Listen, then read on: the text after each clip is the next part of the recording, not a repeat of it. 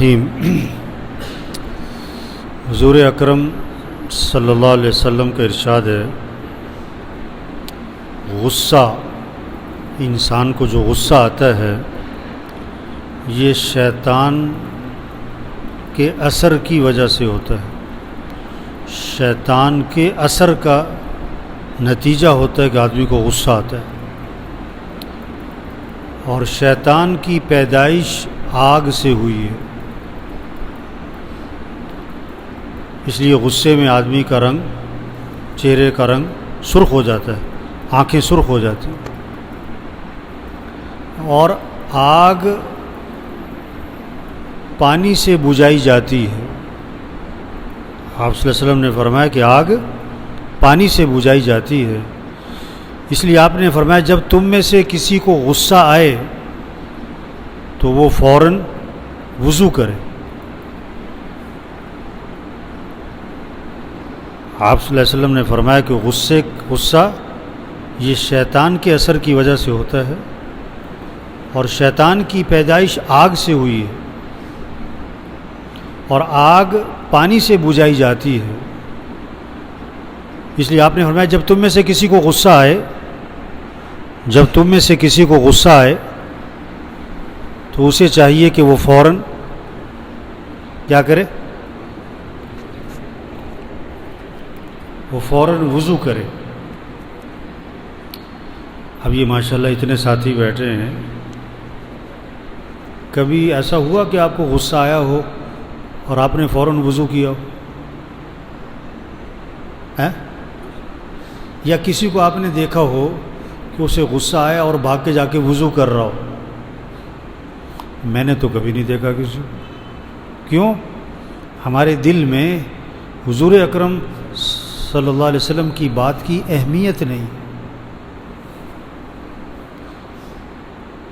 آپ صلی اللہ علیہ وسلم کی بات بہت اہم ہے۔ آپ صلی اللہ علیہ وسلم جیسے بڑے، آپ کی بات بہت بڑی ہے، ہزاروں مسئلوں کا حل ہے۔ غصہ آئے تو کیا کرو؟ وضو کرو۔ تو یہ باتیں صرف سننے کے لیے نہیں ہیں، صرف پڑھنے کے لیے نہیں ہے، یہ ہمارے گھروں کا ماحول بنے۔ اور آج کے ماحول میں تو جسے دیکھو غصہ چڑھا ہوا ہے، جسے دیکھو غصہ چڑھا ہوا ہے، کہ دن میں کم از کم 3-4 دفعہ تو غصہ آتا ہے لوگوں کو۔ تو آپ صلی اللہ علیہ وسلم نے فرمایا کہ جب غصہ آئے تو کیا کرو؟ وضو کرو۔ تو سب نیت کرو بھئی آئندہ جب غصہ آئے گا تو کیا کریں گے؟ بھئی حدیث پہ عمل کرو، حدیث پہ کیا کرو؟ اچھا، دوسری حدیث میں آتا ہے جب تم میں سے کسی کو غصہ آئے تو اسے چاہیے کہ خاموش ہو جائے۔ جب غصہ آئے تو کیا ہو جائے؟ کیونکہ آدمی غصے میں غلط بولتا ہے، غصے میں غلط بولتا ہے۔ توبہ، یہ جو طلاق ہوتی ہے نا، طلاق، اس میں 70-80% لوگ بعد میں پچھتاتے ہیں، ہے نا؟ اور پتہ کیا کہتے ہیں کہ میں غصے میں کہہ بیٹھا تھا، میں غصے میں۔ یہ اکثر آتے ہیں نا مفتیوں کے پاس، کوئی گنجائش نکالو، بھئی طلاق تو ہو گئی، کہتے نہیں جی وہ تو میں غصے میں کہہ بیٹھا تھا۔ تو طلاق آدمی غصے میں دیتا ہے، خوشی میں دیتا ہے؟ وہی تو وقت تھا کہ کیا ہو جاؤ؟ خاموش ہو جاؤ۔ غصے میں کبھی کوئی فیصلہ نہ کرو، غصے کا فیصلہ غلط ہوگا۔ حضور صلی اللہ علیہ وسلم کی باتوں میں حکمتیں چھپی ہوئی ہیں۔ آپ نے فرمایا غصہ آئے تو کیا ہو جاؤ؟ خاموش ہو جاؤ۔ اور ایک حدیث میں آتا ہے جب غصہ آئے کھڑے ہو تو بیٹھ جاؤ، بیٹھ کے بھی نہ جائے تو لیٹ جاؤ۔ آپ نے کبھی دیکھا کسی کو کہ کھڑا ہے، بیٹھ جائے، بیٹھا ہے، لیٹ جائے غصے میں؟ حضرت ابو ذر رضی اللہ عنہ کھیت میں پانی لگا رہے تھے، تو کسی آدمی کا گزر ہوا، وہ بنی توڑ دی اس نے، پانی ادھر نکل گیا، پانی ضائع ہو گیا۔ حضرت ابو ذر رضی اللہ عنہ جب آئے، انہوں نے دیکھا کہ پانی توڑ دیا اس، تو بہت غصہ آیا، تو بیٹھ گئے، پھر لیٹ گئے۔ کسی نے کہا حضرت یہ کیا؟ فرمایا کہ مجھے بہت غصہ آیا، اور مجھے حدیث یاد آئی، آپ صلی اللہ علیہ وسلم نے فرمایا جب غصہ آئے تو بیٹھ جاؤ۔ میں بیٹھ گیا، لیکن میرا غصہ ختم نہیں ہوا، تو آپ نے کہ بیٹھ کے نہ جائے تو لیٹ جاؤ، میں لیٹ گیا۔ ہیئت بدلو، جب غصہ آئے تو کیا؟ کتنے خاندان اجڑ گئے کس وجہ سے؟ غصہ۔ 10 سال جیلوں میں چلے گئے کس وجہ سے؟ غصہ۔ ایک آدمی سے پوچھا کہ ایک آدمی 10-15 سال ہو گئے جیل میں، بھئی کیا کیا تھا؟ کہتا میں نے ایک آدمی کو مارا تھا۔ کیوں مارا تھا؟ کہتا اس نے مجھے گالی دی تھی۔ اس سے پوچھا اب تمہیں کتنی گالیاں پڑتی؟ کہتا اب تو روز ہی پڑتی۔ اگر ایک گالی برداشت کر لیتے تو یہ 15 سال کی گالیوں سے؟ تو بھائی سب نیت کرو بھائی، اپنے غصے پہ قابو پانا ہے انشاءاللہ۔ غصے پہ کیا کرنا ہے؟ غصہ نہ آنا یہ کمال نہیں ہے، غصے کو پینا کمال ہے۔ غصے کو، ایک آدمی کو غصہ آتا ہی نہیں ہے، یہ کوئی کمال نہیں۔ اس لیے امام شافعی رحمۃ اللہ فرماتے ہیں جس کو غصے کی بات پر بھی غصہ نہ آئے یہ تو کوئی گدھا ہی ہے، اور غصہ آئے لیکن قابو میں نہ رہے یہ شیطانی حرکت ہے۔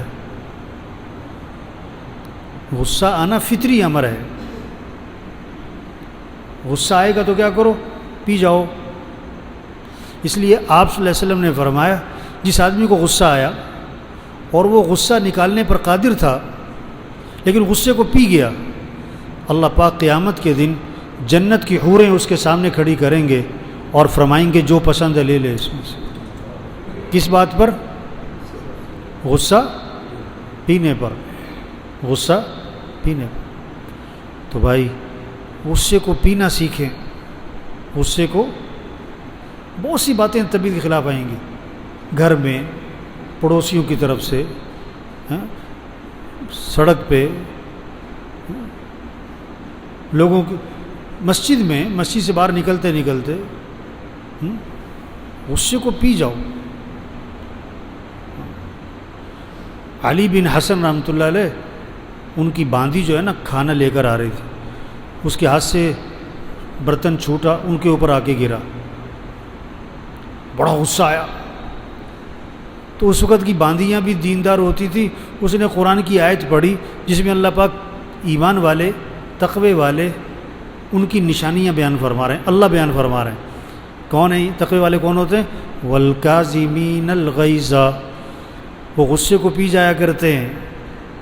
جب یہ آیت سنی نا، فرمایا ٹھیک ہے میں نے غصہ پی لیا۔ اس نے اگلا حصہ پڑھا آیت کا، والعافین عن الناس، اور وہ لوگوں کی غلطیاں معاف بھی کر دیا کرتے ہیں۔ فرمایا عفوت عنک، جا میں نے تجھے معاف بھی کیا۔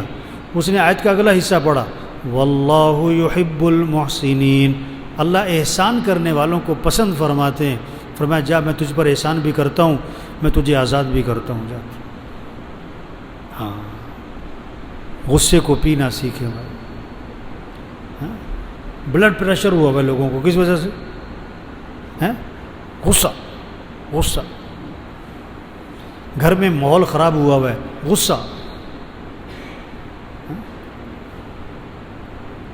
تو نیت کریں بھائی غصے کو قابو پانا ہے انشاءاللہ۔ اب ہمارے معاشرے سے اگر یہ غصے پہ قابو آ جائے، کتنی خیریں وجود میں آ جائیں، کتنا شر ختم ہو جائے، کتنے مسائل حل ہو جائیں۔ آپ نے یہ حدیث سنی، آپ یہ حدیث دوسروں کو سناؤ۔ شریعت کا مزاج کیا ہے؟ سنو اور سناؤ، سنو اور ہر صحابی سیکھنے والا بھی تھا اور ہر صحابی سکھانے والا بھی تھا، ہر صحابی متعلم بھی تھا اور معلم بھی تھے۔ شریعت کا مزاج کیا ہے؟ سیکھو سکھاؤ، سنو سناؤ۔ ہمارے ذہنوں میں طالب علم کا مفہوم کیا ہے؟ آج ہمارے معاشرے میں طالب علم کا مفہوم کیا ہے؟ جو مدرسے میں داخلہ لے۔ نہیں، ہم سب طالب علم ہیں۔ ہم سب کون ہیں؟ جو 50 سال کا ہے وہ بھی، جو 70 سال کا ہے وہ بھی کیا ہے؟ طالب علم کا مطلب کیا ہے؟ آپ نے یہ حدیث سنی، ابھی آگے جا کے سناؤ، آپ نے سیکھ لی، آپ طالب علم ہو، آپ آگے جا کے سکھاؤ تو آپ کیا ہو؟ معلم ہو۔ متعلم بھی بنو اور معلم بھی بنو، جو سیکھا ہے اس پر عمل بھی کرنا ہے